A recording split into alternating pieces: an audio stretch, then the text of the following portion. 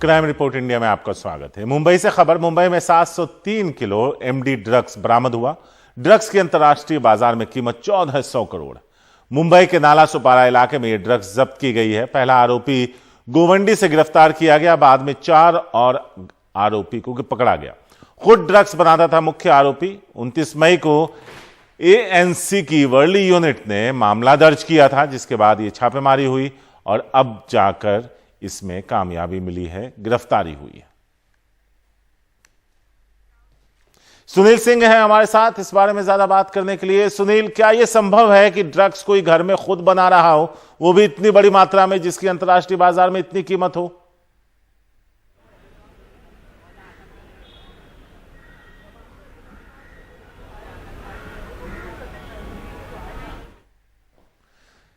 सुनील, आपको आवाज आ रही है हमारी?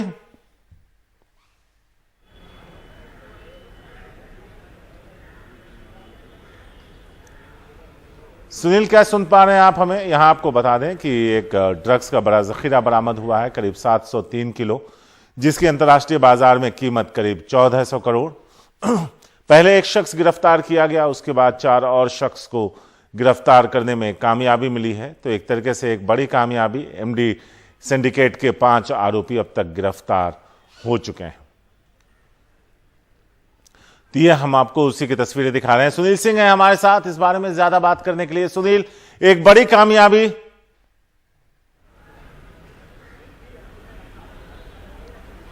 बिल्कुल शारिक, बहुत बड़ी कामयाबी है, खास करके मुंबई पुलिस की एंटी नारकोटिक सेल की, जो कि उनका जो वर्ली का एंटी नारकोटिक सेल था, यूनिट था, उसने 29 मार्च को कुछ लोगों को पकड़ा था। तब बहुत ही कम मात्रा में ड्रग्स बरामद हुई थी, लेकिन जब उनसे पूछताछ हुई और आगे की जब कड़ियाँ जोड़नी शुरू की तो एक बड़ी सफलता मिली है। खास करके मुंबई से सटे नाला सुपारा जो इलाका है, नाला सुपारा से उन्होंने 703 किलो एमडी यानी कि मेफेड्रॉन ड्रग्स बरामद की है, जिसकी की अंतर्राष्ट्रीय बाजार में कीमत बताई जा रही है 1400 करोड़ रुपए।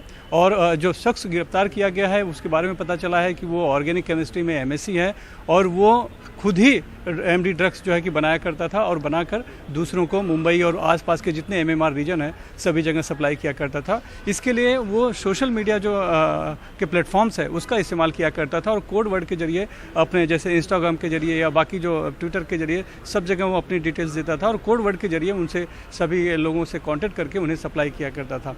और उसकी खास बात ये थी कि बड़ी 25 किलो से कम वो सप्लाई नहीं करता था। इतना बड़ा वो सप्लायर था कि उससे कम का ऑर्डर कभी लिया नहीं करता था। तो पुलिस ने बहुत बड़ी एक तरह से सफलता पाई है कि जो ग्राउंड लेवल पर जो लोग दूसरों को बेचते हैं उनको पकड़ने, उनसे अपनी जांच की शुरुआत की थी और उस जांच से कड़ियां जोड़ते हुए जो कि एमडी ड्रग बनाया करता है जो शख्स, और इतने बड़े पैमाने पे इतनी बड़ी मात्रा में जिसने से ड्रग्स पकड़ा गया, उस तक पहुंचने में अब तक कामयाब हुई है। हालांकि वो फैक्ट्री कहाँ थी और उसमें कैसे इतने बड़ा कितना बड़ा उसका सेटअप था और कैसे वो कैसे वो इतना ड्रग्स बना पा रहा था, इसकी अभी फिलहाल पुलिस कह रही है कि उस सब की जांच चल रही है और कुछ दिन में उसका भी खुलासा हो जाएगा कि उसके साथ और भी कितने लोग जुड़े हुए हैं या फिर ये सब काम सिर्फ अकेले ही क्या करता था। शुक्रिया सुनील इस पूरी बातचीत के लिए और ताजा अपडेट्स के लिए।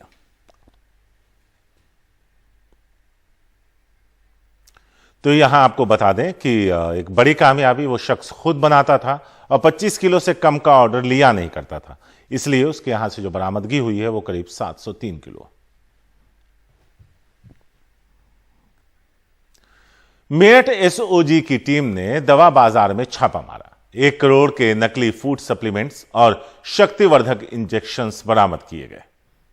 मेरठ जिले के खैर नगर दवा बाजार में एसओजी और औषधि प्रशासन की टीम ने मिलकर छापेमारी की, जिस दौरान दोनों विभागों की टीम ने करीब 1 करोड़ रुपए के नकली फूड सप्लीमेंट और शक्तिवर्धक इंजेक्शन पकड़े।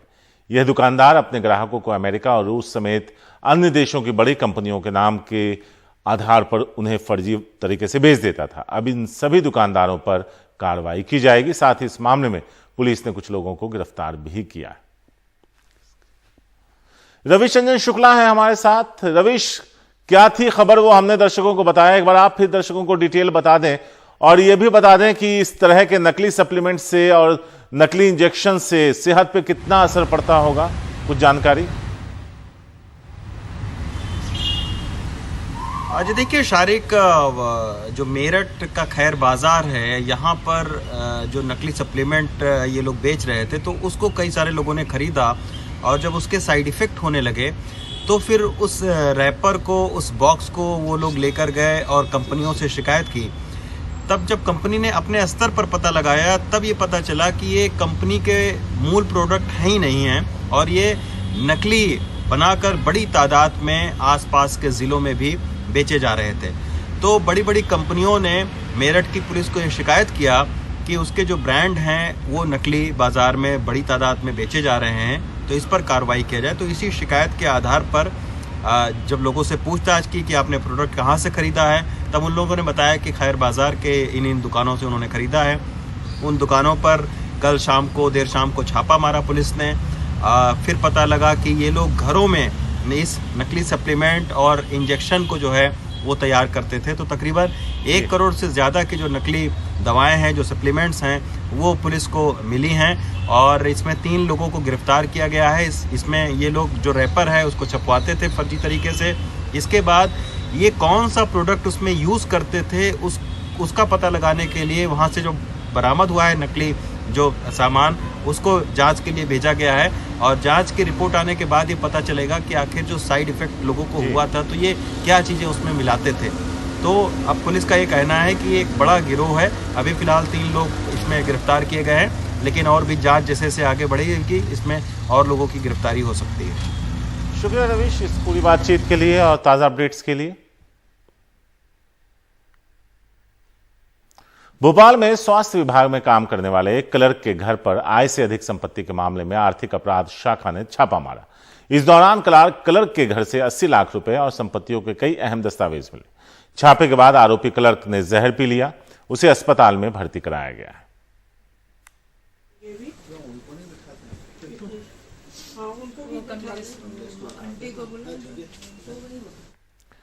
दिल्ली पुलिस के स्पेशल सेल ने एक अंतर्राज्यीय अवैध हथियारों के सिंडिकेट का पर्दाफाश किया।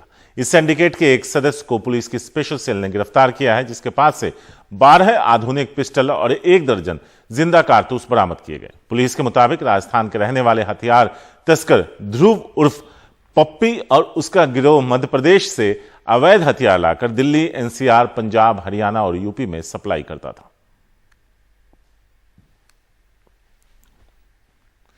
एक निजी कंपनी में काम करने वाली गाजियाबाद की एक युवती का शव नोएडा के एक होटल के कमरे में पंखे से लटका मिला। नोएडा के सेक्टर 70 के एक होटल रूम में मिले शव को पुलिस ने अपने कब्जे में ले लिया। उसे पोस्टमार्टम के लिए भेज दिया गया। पुलिस के मुताबिक निजी कंपनी में काम करने वाली युवती की मौत से पहले उसका एक ऑडियो क्लिप मिला, जिसमें वो खुद को बचाने की गुहार लगा रही है। पुलिस सारे सबूतों को खंगाल रही है, जबकि परिवार वालों का आरोप है कि युवती से रेप के बाद उसकी हत्या कर दी गई। संडे को आकाश नाम का लड़का इसने किसी रूबरू होटल है उसमें इसको बुलाया है, वहाँ उसको नशीले पदार्थ खिलाया है। उसके बाद वहाँ से मेरी बेटी ने अपने दोस्त को वीडियो क्लिपिंग भेजी है, पूरी व्हाट्सएप चैटिंग भेजी है कि मुझे बचाओ, आकाश मेरे साथ यूज कर रहा है, मुझे यूज कर रहा है, मेरे साथ बदतमीजी कर रहा है, मेरे साथ गलत काम कर रहे हैं। और इधर कहीं लोगों ने मर्डर करके या मार के, और ये यहाँ पे एक होटल है, मार के टांग दिया है और बोल रहा है कि सुसाइड कर ली है। पुलिस कह रही है कि सुसाइड करी है। कल से आज तक पुलिस ने कुछ नहीं किया है। डेड बॉडी पीएम हाउस में पड़ा हुआ है। दिनांक 1 अगस्त 2022 को एक 26 वर्षीय महिला ने थाना फेज 3 अंतर्गत एक ओयो होटल में एक कमरा बुक किया था। दिनांक 2 अगस्त 2022 को जब काफी देर तक उस कमरे से कोई बाहर नहीं आया तो होटल स्टाफ ने दरवाजा तोड़कर अंदर एंट्री की और पाया कि वह महिला पंखे से लटक रही थी। तुरंत उसकी डिटेल्स लेकर उसके परिवारजनों को सूचित कर पंचायतनामा एवं पोस्टमार्टम की कार्रवाई की गई है। सभी पहलुओं पर गहनता से विचार किया जा रहा है एवं आवश्यक वैधानिक कार्रवाई की जा रही है। दिल्ली के शाहदरा इलाके में पुलिस और लुटेरों के बीच हुई मुठभेड़ में एक लुटेरे के पैर में गोली लगी। घायल अफजल नाम के बदमाश और उसके एक साथी को पुलिस ने गिरफ्तार कर लिया। सुबह सैर पर निकलने वाले लोगों के साथ स्नैचिंग करने वाले नमस्ते गैंग के सदस्य पहले लोगों से नमस्ते करते थे, फिर उन्हें लूट लिया करते थे। पुलिस ने जाल बिछाकर विवेक विहार के पास स्कूटी सवार इस गैंग के 2 सदस्यों को पकड़ने की कोशिश की तो बदमाशों ने पुलिस पर 2 राउंड फायरिंग कर दी। पुलिस और इस गैंग के बाकी सदस्यों की भी तलाश की जा रही है।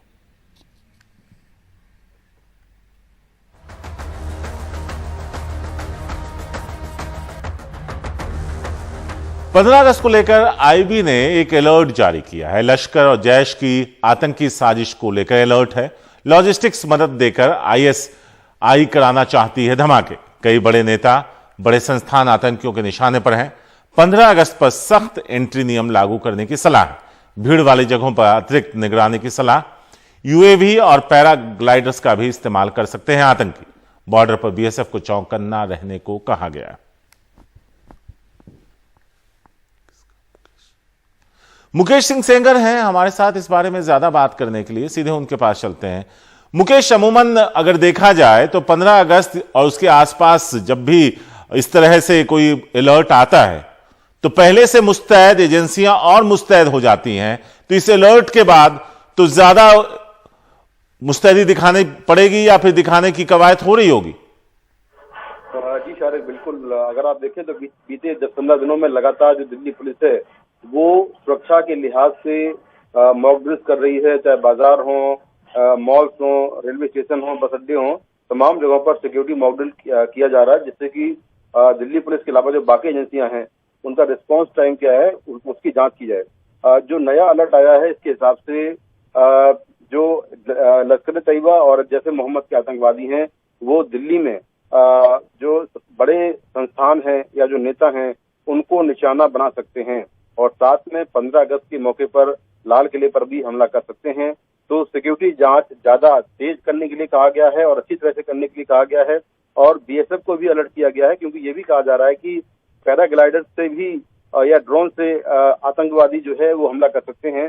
तो बीएसएफ को बॉर्डर पर अलर्ट रहने के लिए कहा गया है। तो इस तरह से दिल्ली पुलिस ने अपनी सुरक्षा बढ़ा दी है। हाल में जो अमरावती और उदयपुर में जो घटनाएं हुई हैं उसको देखते हुए ये कहा गया है कि जितने भी रेडिकल ग्रुप हैं उन पर खास तौर से नजर रखी जाए, क्योंकि वो भी किसी को टारगेट कर सकते हैं।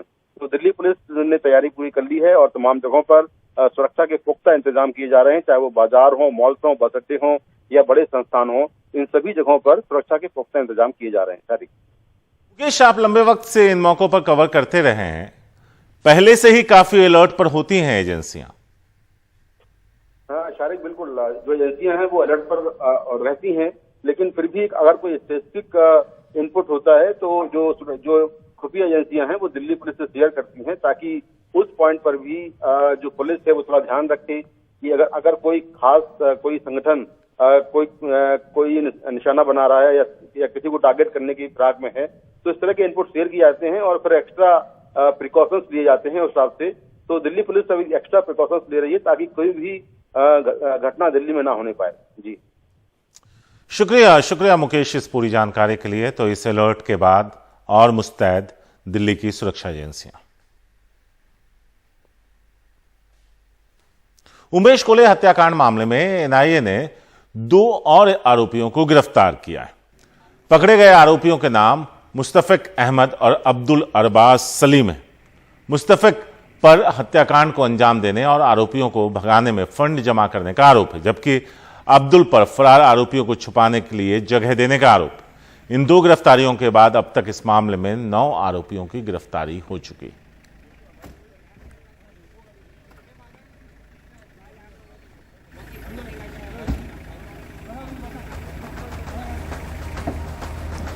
कोलकाता की विशेष अदालत ने शिक्षक भर्ती घोटाले में गिरफ्तार पूर्व मंत्री पार्थ चैटर्जी और उसके करीबी अर्पिता मुखर्जी की ईडी हिरासत को 2 दिन और बढ़ा दिया। अब पार्थ चैटर्जी और अर्पिता मुखर्जी कल तक ईडी की हिरासत में रहेंगे। कल फिर दोनों को कोर्ट में पेश किया जाएगा।